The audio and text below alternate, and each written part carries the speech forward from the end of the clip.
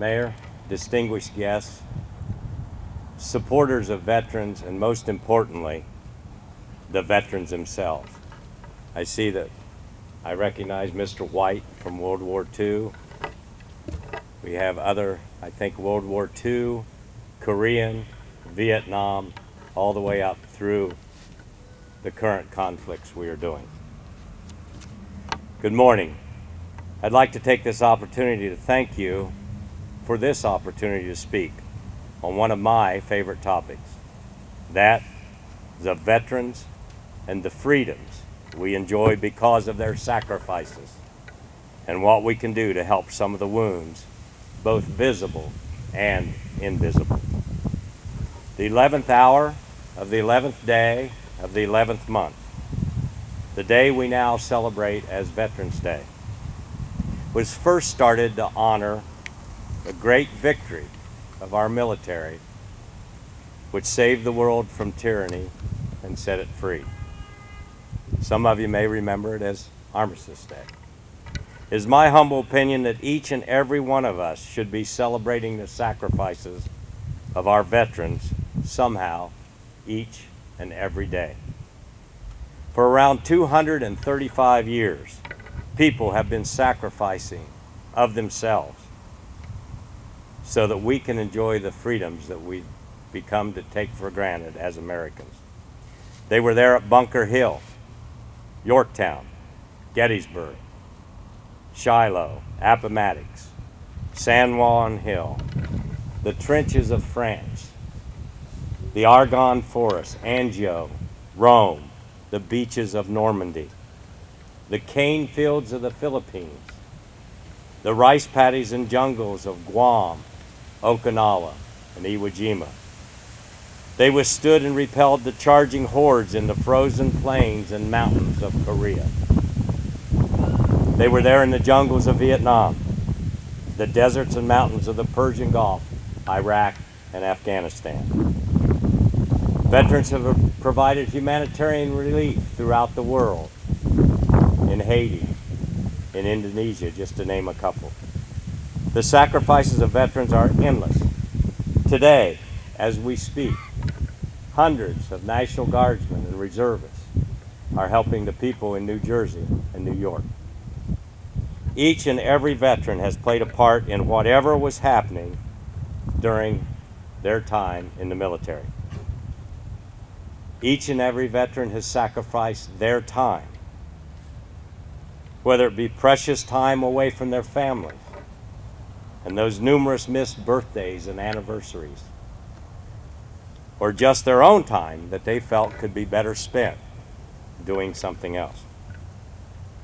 You see, like any large fraternity, organization, or business, it takes all the members and their individual sacrifices to make the mission work.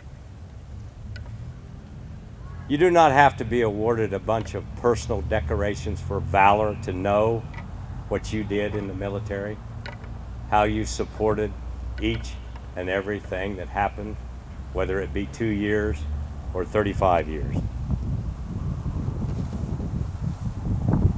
Your valor is evident. Your sacrifice is evident. You allow the people to enjoy the taste of freedom that we take for granted.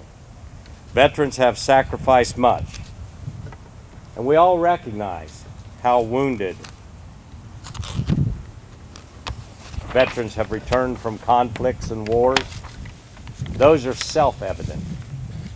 Today, I'd like to spend some time on the invisible wounds that many veterans return home with.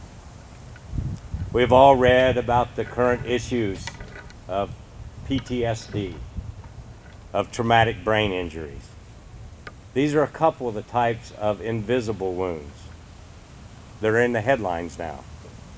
However, I'd like to spend some time on slightly different invisible wounds.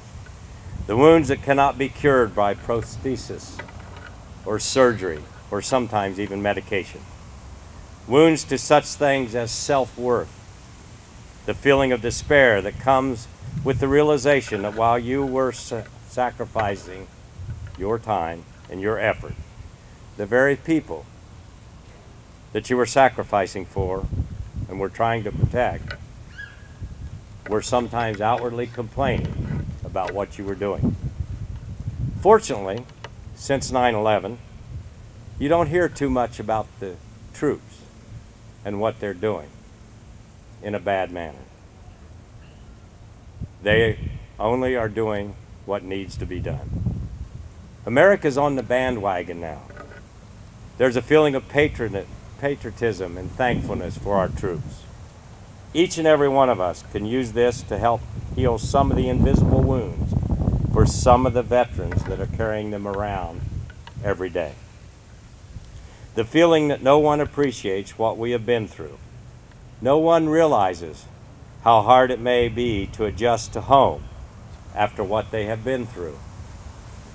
There have been some recent books written on subjects that bring these feelings to the forefront. The feeling that while you were serving, especially overseas, what you were doing had an immediate effect on tens and maybe hundreds of lives. When you come back, it may not feel like life matters. Unemployment. One of the highest unemployment rates in the country, the veterans between the ages of 24 and 30. Suicides are up. And homeless veterans continues to be an issue. There's sometimes a strong sense that my presence is not necessary, that people do not understand what I have been through. It's sometimes hard to find people to connect with, people that share the same experiences. There can be a profound feeling of aimlessness and purposelessness. Something as simple as noises and smells bring back the feeling that you may have witnessed the worst things that human beings can do to other human beings, and maybe considered that normal. But in the long run, the veteran feels rudderless sometimes. After all, they just came back from doing what they were told, even if it seemed distasteful. Now, what can we do about starting the healing process for some of these veterans? One, we can thank a veteran at every opportunity. When we see a family member of a current active duty or reserve, thank them for their sacrifices. After all, they will be veterans soon. We can provide support to the veterans organizations, and sometimes we can just listen. Talking helps. After all, some of these veterans missed out on a lot back home. Catch them up. If there's outward wounds, don't stare. Don't be afraid. If you heard that a veteran is somehow disabled, but you don't outwardly recognize it, don't state that they don't look disabled to you.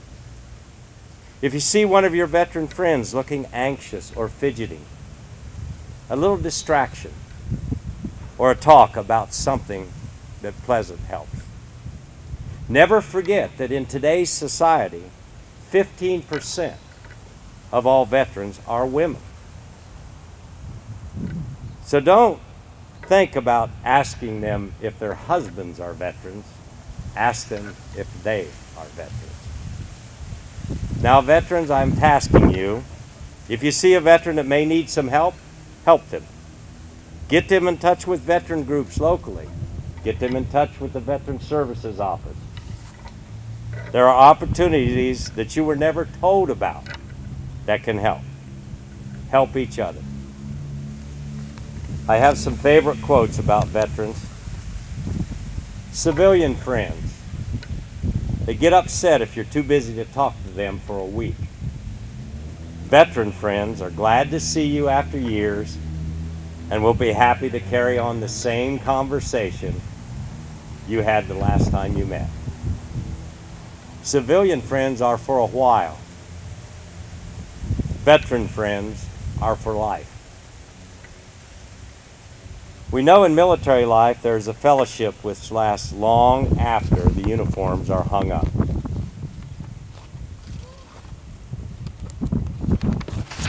When I was on active duty and I'd risen to a position where I got my own office, I had a clock that had long before stopped working. However, this clock was mounted on a plaque that contained the following quote: "For some who fought for it, the word freedom has a ring that to protect it will never know." Like I stated before, you no longer could get this clock to keep time. However, the words still ring deeply in my mind. It is incumbent on all of us to support and show loyalty to this fine country that we have given our sacrifices to and our service to. This does not mean that you do not have a right to complain when things are not going the way that they should go. You earned that with your loyalty. Those of you that are veterans, those of you that support the veterans, it's up to us to show our pride in our service, to take every opportunity to voice the pride in our service. Veterans, you're all aware of the fact that in your own way, you contributed to the great freedom that we now enjoy. If you see our young people not paying attention at a ball game to the national anthem, teach them. Maybe they have never been taught. When you see someone that you know to be a veteran, thank him or her for their service. When you are fortunate enough to be around the current generation that has chosen, I repeat, chosen to serve our country, thank them. When you see someone in need, help them. Take your discharge to the Bureau of Motor Vehicles. Proudly display your veterans plates. Let's get back to the ideals that made this country the greatest on earth. After all, it is the veteran, not the reporter, that has given us freedom of the press. It is the veteran, not the poet, that has given us freedom of speech. It is the veteran, not the campus organizer, who gives us the freedom to demonstrate. Last, but certainly not least, never ever forget, a veteran, whether active duty, retired, or reserve, is someone who, at one point in their life, wrote a blank check made payable to the government of the United States of America for an amount up to and including their lives. From one veteran to another, it's an honor to be in your company. Thank you. God bless you, and God bless the United States of America.